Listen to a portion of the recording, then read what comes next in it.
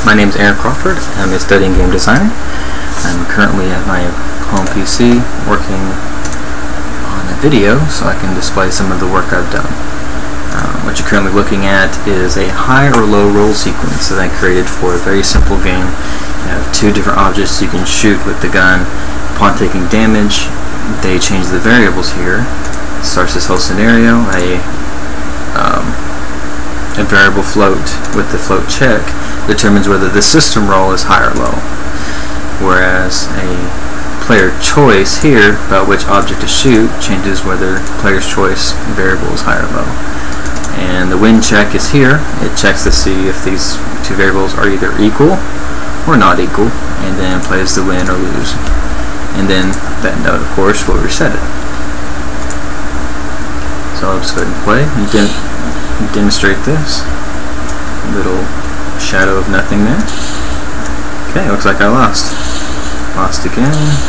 Win. I'm rolling high because I chose the metal drum. Lose, win, so it works.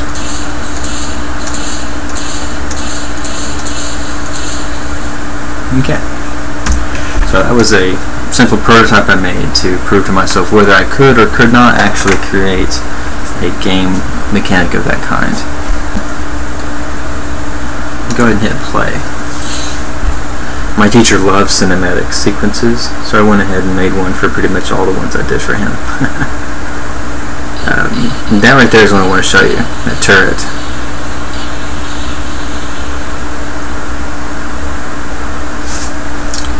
Okay.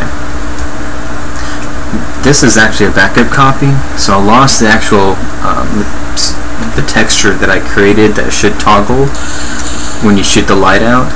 It actually would turn black instead of staying lit, texture-wise. The light itself toggles off because, you know, that's just lighting's easier to mess with than textures, in my opinion. And around this corner, there's a turret that will shoot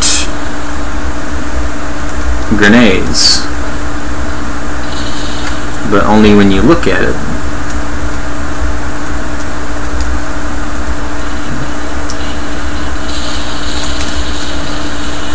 And of course, destructible mash actor that breaks into K actors. And around this corner is another line of sight trigger, like the one the turret is based off of, that causes the man to jump up and you see the shadow. And then he grunts every time you look at him, which is pretty cool. And just because it's here, I also made an elevator to test out whether I could do that.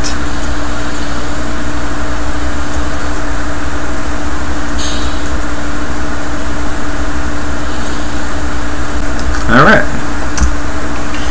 The other thing I want to show you, let's go ahead and play it. This one can't really see any kismet that's of any value here. First one is this gun here. I took and modified the scripts using Visual Studio to change what the properties are.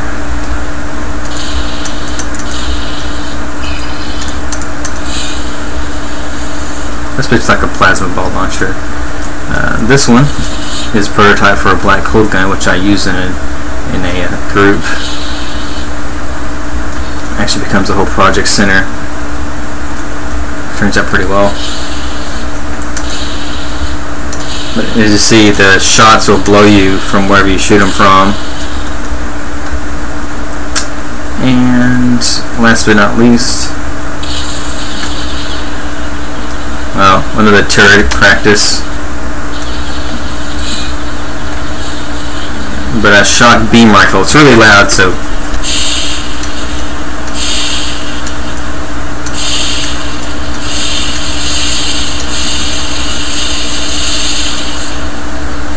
you get the point. Just playing around with modifying the existing weapons with the UDK. Let's see. And finally, how I've kind of brought my ideas together for the final project in that class. Each class, the full set lasts a month, so you kind of get to focus on one thing for a while. It's kind of good, like working on a real project. Now, as you can see, it's got the high-low game right there. These lights also, something I prototyped for this was setting up the lights to toggle with them. The lights on top are the player choices, the lights on the bottom I believe are the system choice. These pylons here, the flame on top will actually emit turret laser fire death whenever the player loses the high-low game. You get to roll 3 times. And every time you win, that door out there will open. Every time you lose, the pylons will charge on the 3rd charge to kill you. There's also another section up here, which has, of course, path nodes. A bot will spawn here if the player decides he doesn't want to play the game, comes around here in the back and shoots this mechanical box. Yeah, obvious weak spot, right? That particle emitter doesn't normally show up. It's actually hidden at the beginning of the level. If you do that, you'll be able to come out here as well. At the top, there's the ending sequence. This is my event starter.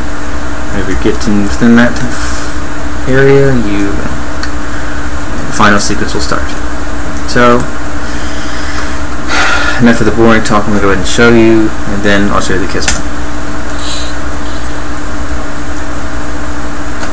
Welcome to your doom. You must take my energy rifle and charge the monoliths in front of you. One door will open. One will open the door. The other will charge the pylons. Make your bet. So grab the energy rifle. I won. So that means that door there opened a little bit. Won twice. It opened a little bit more. Oops, looks like I lost. Lost 2 times in a row. And I die.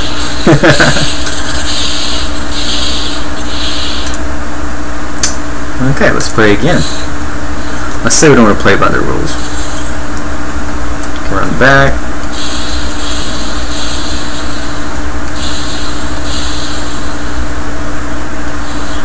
Yeah. It didn't actually show because the other message was saying I don't expect the player to get there by that time. But it states that your weapons have been supercharged, basically. So I just gave the player the beam rifle. And if you can hear, there's footsteps at the top and a bot.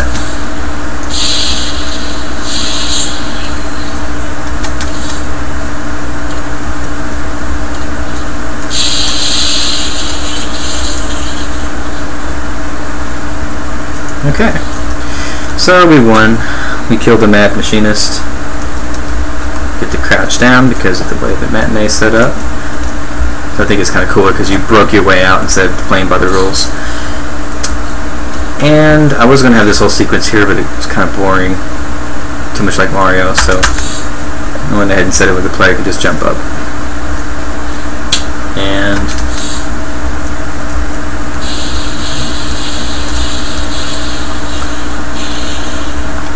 final sequence, another cinematic. My teacher really loved those.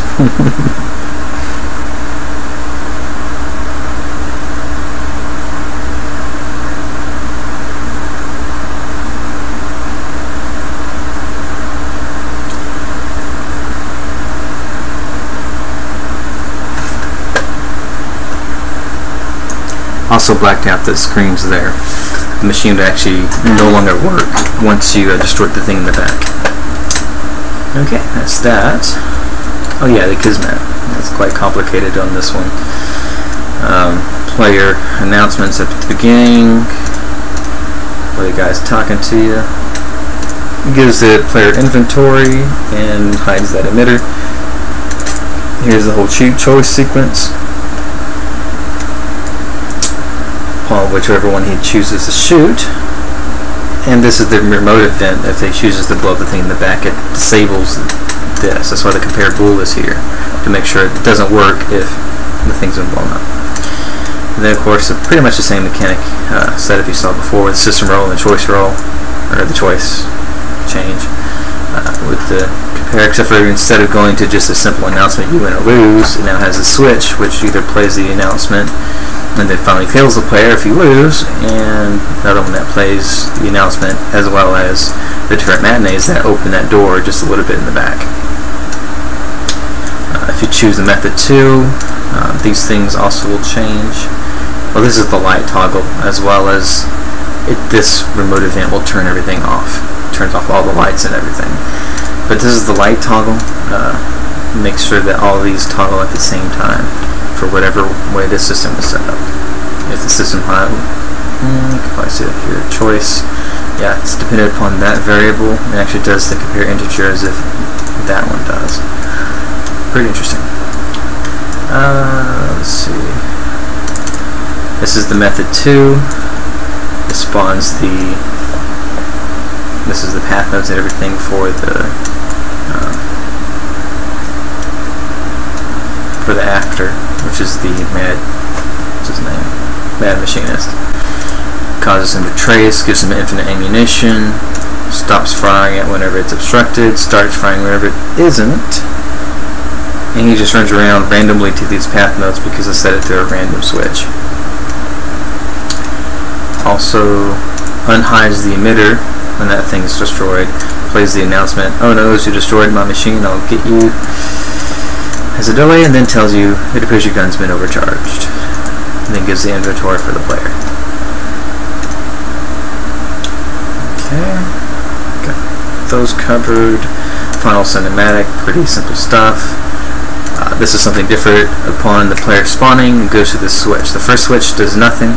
Second switch causes the console command to exit the level. So it ends whenever you spawn for your second time, which means after you die the first time.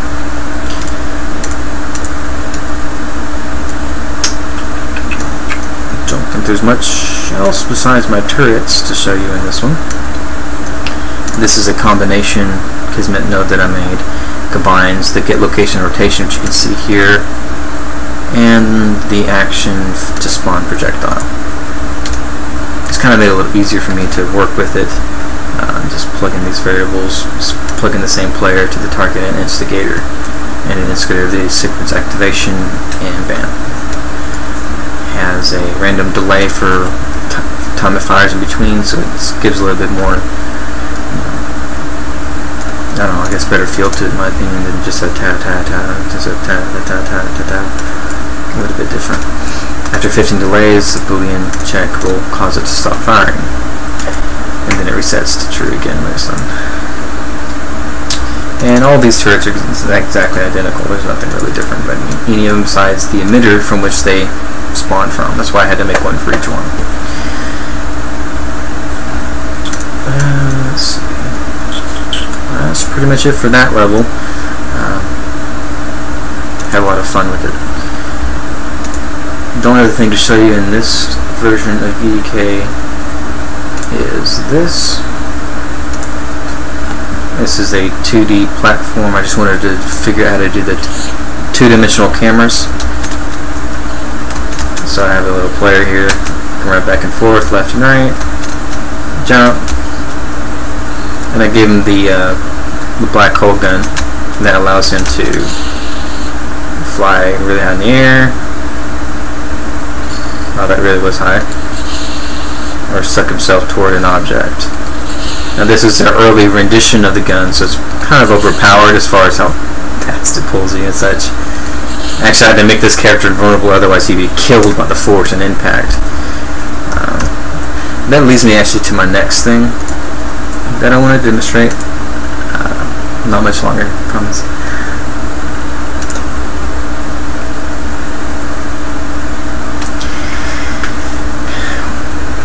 This is a team effort. We agreed to work together on basing our design around the black hole gun concept that I had. All the other teammates just loved it, so we went ahead and went with it.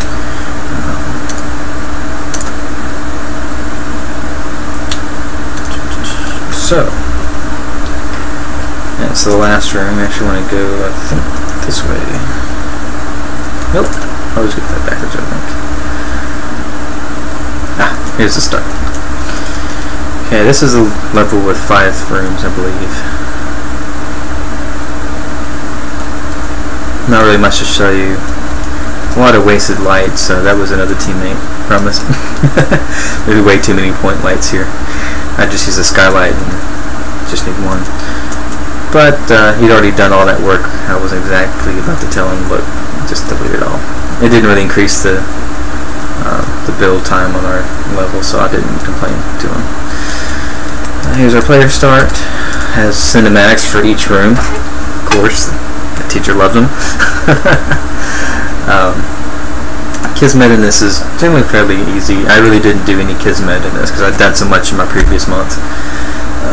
I wanted to focus on the scripting, and that's why I was focusing on the black hole gun and getting that tweaked just right to work with the level design. Joshua Jacobson, he did all the fly-throughs and basically the level construction. Patrick Casey, he was kind of everything, man. He kind of worked as the team leader, so he dabbled in a little bit of everything, and it was pretty much the guy that would help out if anybody was stuck.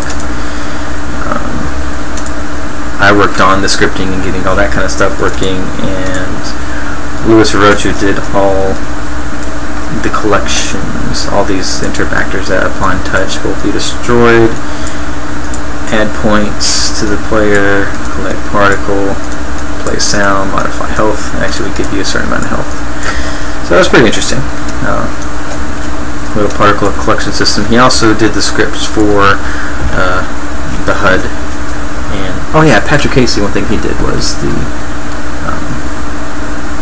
the camera angle.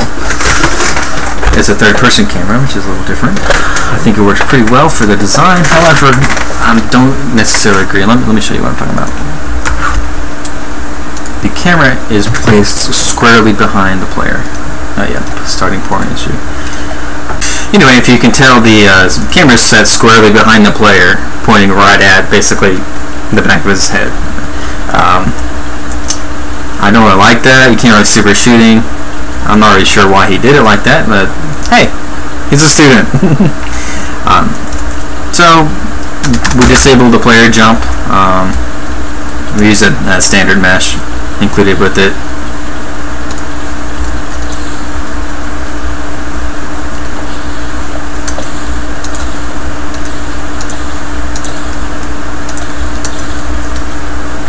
There. So the point and the object of this is entirely to get around the level, get past obstacles with the mechanic of the gun. This one we designed specifically to force a player to use the pull effect instead of the bouncing nova effect to get across. It's actually more efficient to just do the one hit. Although it is possible to do the hop. Once you get started, though, it's not really very accurate to start off with that. It knocks you around a lot.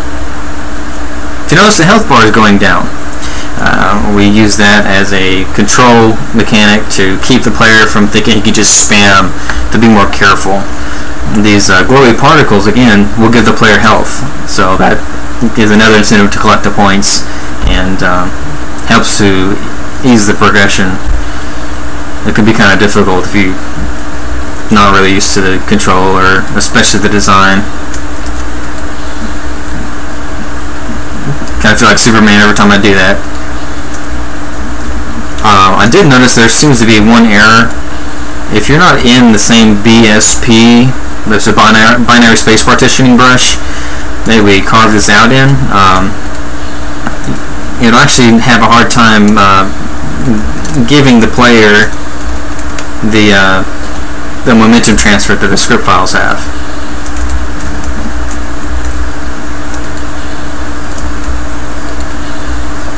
Okay, if you notice, I like the pull effect. I think it's pretty accurate. This one, however, requires you to use the nova.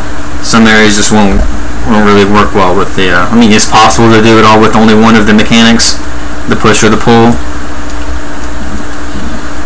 Like here, I'm shooting into that, but it's not pulling me up. I have to hit that one before will, because this was a completely different binary space partition brush. Kind of weird.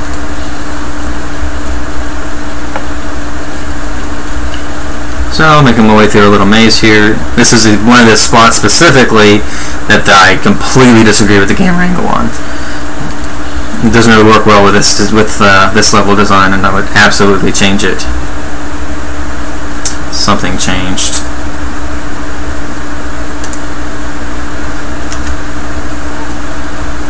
Okay.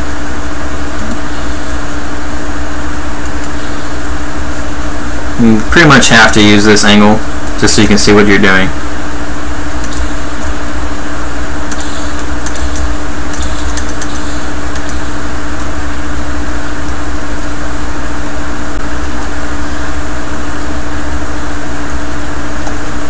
Gotta make it across the... This always reminds me of, what do you call it? Evil Knievel. Okay. Yeah, that's the end of the level. We didn't really do anything spectacular for the end, just this little matinee thing. Goes back and forth for someone to go to an exit. Okay.